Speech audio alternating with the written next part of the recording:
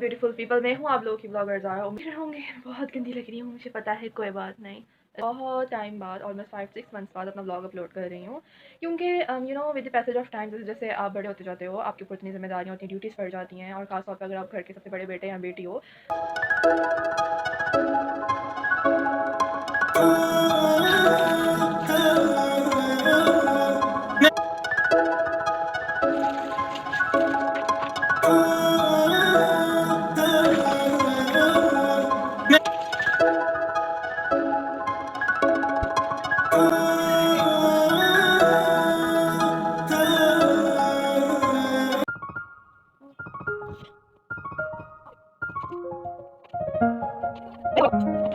Guys, तो अब रात के बज चुके हैं 10 और मैं टोटली हर काम से फ्री हो चुकी हूँ। मेरे सर पे जो जो जिम्मेदारियाँ थी मैं सबसे फ्री हो चुकी हूँ।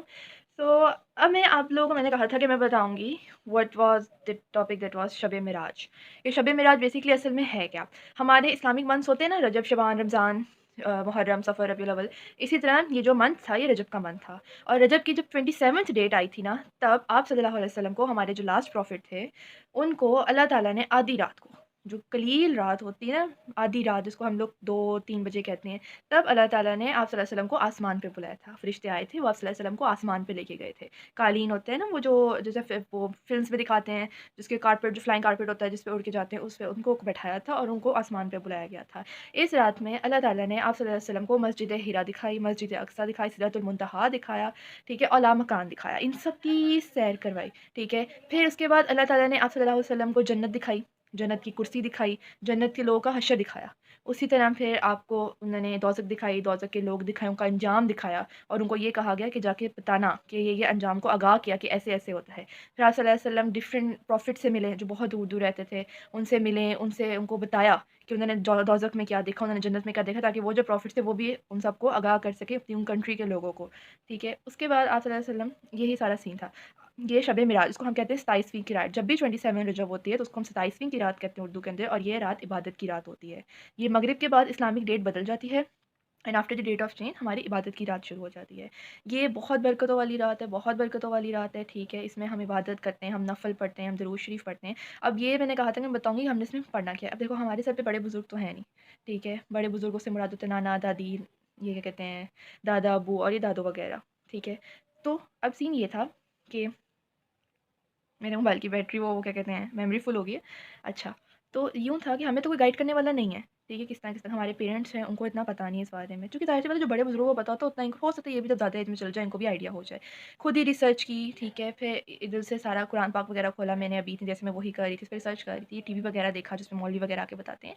तो इस रात का ये कंक्लूजन ये है कि इस रात में हम लोगों ने नफ़ल पढ़ने हैं, ठीक है। आप जितने मर्ज़ी नफ़ल पढ़ लो, मैक्सिमम 3 बजे तक पढ़ने हैं आपने। फिर उसके बाद तहज्जुद की नमाज़ पढ़ के सो जाओ, फिर उठ के फजर की नमाज़ पढ़ लो, या इस तरह कर लो, देख लो जिस तरह आपने करना है। 12 बजे तक पढ़ लो, 2 घंटे कर लो। इबादत इबादत होती है, दिल से कर लो या ऐसे प्रैक्टिकली कर लो, इबादत इबादत होती है, अल्लाह कबूल करने वाला है, ठीक है। तो इसमें हमने ज़्यादा से ज़्यादा दुरूद शरीफ पढ़ना है, चूँकि इसमें हमारे जो लास्ट प्रॉफिट थे हज़रत मोहम्मद सल्लल्लाहु अलैहि वसल्लम, वो आसमान पे गए थे, ठीक है। तो इसलिए हमने ज़्यादा से ज़्यादा दुरूद शरीफ पढ़ना है। फिर हमने सुनते पढ़नी, नफ़ल पढ़ने हैं, 2-2 नफ़ल पढ़ लो, अपने काम के लिए पढ़ लो, अपनी मुश्किलों के लिए पढ़ लो, दुनिया के लिए पढ़ लो, अपने बुज़ुर्गों के लिए पढ़ लो, अपने नसीबों के लिए, अपने बहन-भाइयों के लिए, माँ-बाप के लिए, हर तरह की, अपने गुनाहों की। मेरे ख़्याल से इंसान को ख़ास तौर पे ना, जब नफ़ल पढ़े ना, तो उसको ये 5 नफ़ल तो ज़रूर पढ़ने चाहिए। पहले नफ़ल उसको अल्लाह ताला की शुक्र अदा करने के लिए पढ़ने चाहिए कि मैं 2 रकात नफ़ल अदा कर रही हूँ, अल्लाह ताला का शुक्र। उसमें आप शुक्र अदा करते हो कि अल्लाह ताला ने आपको अच्छा हाथ दिए, पाँव, मुँह, आँख सही सब कुछ सलामत दिया, आप ज़िंदा हो, बाकी लोगों की तरह नहीं हो। दूसरे नफ़ल में हमें अपने तमाम जो बुज़ुर्ग फ़ौत हुए, हमारे तमाम मुसलमान, हमारे अंबिया किराम सब, उनके लिए जन्नत की दुआ माँगनी चाहिए कि अल्लाह ताला उनके तमाम गुनाह माफ़ करे, उनको जन्नत में नसीब फरमाए। उसके बाद हमें हमारे बड़े बुज़ुर्ग के, हमारे अपने खुद के गुनाहों की, अपने घर वालों के, रिश्तेदारों की, जो भी अल्लाह ताला को कहना चाहिए कि या अल्लाह, इन्होंने जो भी बेध्यानी में या ध्यान से कबीरा सगीरा गुनाह माफ़ फरमाए। सिर्फ़ ये नहीं, जितने आपके रिश्तेदार हैं, सबके लिए, अगर सबका प्रॉपर नाम नहीं लेना, सिर्फ़ इतना कह दो मेरे जितने रिश्तेदार हैं, फिर मेरा नान का हो, दाद का हो, जो मर्ज़ी हो, उन सबके तमाम कबीरा सगीरा गुनाह माफ़ फरमाएँ, ठीक है। चौथे नफ़ल में आप अपने लिए दुआ करो, अपने नसीबों के लिए। हम लोग ये कहते हैं ना, या मैं घर माँग लेता हूँ, मैं गाड़ी माँग लेता हूँ, ये नहीं, इस तरह नहीं दुआ करनी चाहिए। मैं जब छोटी थी, मैं ये बढ़िया सी दुआ करती थी। लेकिन मेरे ख्याल से इंसान को ना अपने नसीबों की दुआ करनी चाहिए, अच्छे नसीबों की दुआ करनी चाहिए। आपके नसीब अच्छे होंगे, so you will get what you deserve, ठीक है। अगर आप स्पेशल एक तरफ गाड़ी माँग लो, घर माँग लो, तो ये चीज़ें होते हुए भी अगर नसीब अच्छे ना हो ना, तो फ़ायदा नहीं होता। और लास्ट एंड फाइनल दुआ मेरे ख्याल से जो इम्पोर्टेंट होती है, basic 5th one, that is like आपको दुआ माँगनी चाहिए फॉर योर फैमिली, ठीक है। फॉर योर फैमिली इस तरह कि आपके जो घर का सुकून है वो आबाद रहे, आप लोगों पे कोई प्रॉब्लम ना आए, कोई नज़र ना लगे। इवन देखिए ये दुआएँ होती हैं स्पेशल है कि देखने में सुनने में तो बड़ी फ़िज़ूल लगती हैं, लेकिन ये 5 मोस्ट इम्पोर्टेंट है। उसके बाद आप जो मर्ज़ी माँगो। अगर आप स्टूडेंट हो अपने पेपर्स के लिए माँगो, मैं अपने पेपर्स के लिए माँगा करती थी, अपने रिज़ल्ट के लिए माँगा करती थी। अगर आप किसी प्रॉब्लम में हो, आप किसी चीज़ में कन्फ्यूज़ हो कि यार मैं क्या करूँ, मैं क्या लाइफ़ में करूँ, तो उसकी दुआ माँगो। ठीक है? हम लोगों के अंदर ये बड़ा गलत कॉन्सेप्ट है। हम लोग कहते हैं कि यार अल्लाह सुनता नहीं है, अल्लाह सुनता नहीं है।